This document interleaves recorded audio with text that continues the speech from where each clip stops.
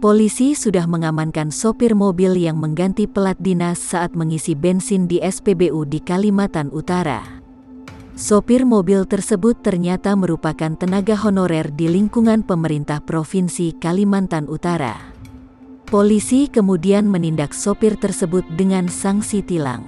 Dikutip dari Kompas.com, Jumat 13/8, Kabid Humas Polda Kaltara Kombes Pol Budi Rahmat mengatakan, pihaknya sudah melakukan pemanggilan pada sopir tersebut.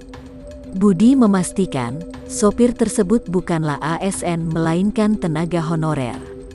Terkait tindakannya, sopir mobil dinas tersebut dikenakan sanksi tilang. Pasalnya, ia menggunakan plat nomor yang tidak sesuai ketentuan.